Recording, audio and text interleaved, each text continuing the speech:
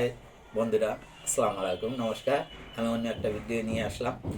আমার তাড়ার কারণে আমি প্রায় লাঞ্চ করতে পারি না। আজকে ফাঁক পেয়েছি, তার জন্য লাঞ্চ করতে আসছি। আজকে আমার জন্য অল্প সময়ে অল্প খাবারে যাতে পুষ্টি সম্পূর্ণ সারাদিনের পুষ্টি পেতে পারি, তার জন্য আজকে একটা ফ্রাইড রাইস রান্না করছে। আর তার সাথে আছে টমেটো সালাদ আছে এবং তার সাথে আছে ইলিশ মাছ। দেখি খেয়ে দেখি আসলে কেমন লাগে।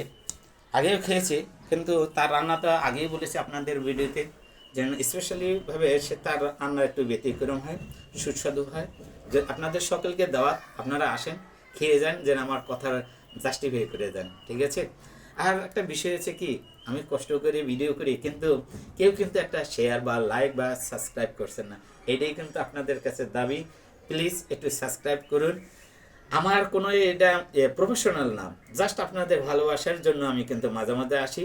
কিন্তু আমার ছেলে কন্টিনিউ করে, কিন্তু মাঝে মাঝে আসে, ওদের রিকোয়েস্টে আসা হয়। যাকে আমার হাতে সময় নেই, আমি খেয়ে দেখি।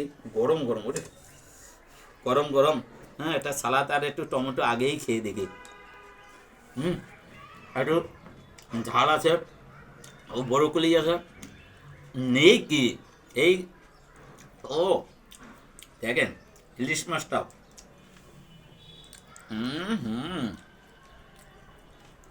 আহ, পড়ে গেছে। লোভ আর সামলাতে পারি না তো পড়ে যায়। হুম, দারুণ। দেখে কথা হবে না, কথা হবে না, এত চমৎকার।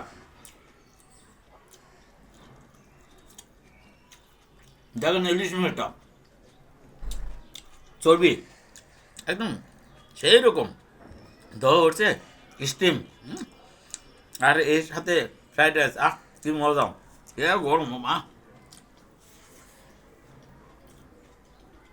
আপনাদের কোনো ব্যস্ততার মাঝে যদি আপনারা লাঞ্চ না করতে পারেন, আমার মতন ফ্যামিলিকে বলবেন যেন এরকম সারাদিনের পুষ্টি। আমি 14 ঘন্টা আমি লেবার দিচ্ছি ঢাকা শহরে, কিন্তু পারি না।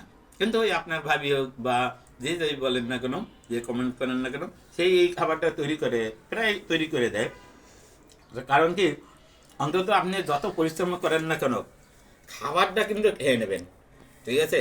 অন্তত সকালে খাবারটা একটু ভালো করে খাবেন, দুপুরে তো অবশ্যই, রাতে। আর শরীরের প্রতি আপনাদের অন্তত ফিট থাকতে হবে, যত্নবান হতে হবে, যত্নশীল হতে হবে। কিন্তু আমি একটা চিকিৎসার বিষয় নিয়ে আপনাদের পরবর্তী একটা ভিডিও করব। দেখবেন যে শরীরের প্রতি কী কী, কোন আইটেম খাবার খেতে হবে, কী কী খাওয়া নিষেধ, সেগুলো অবশ্যই আপনাদের মাঝে একটা ভিডিও নিয়ে আমি হাজির হব। আজকে এই পর্যন্ত।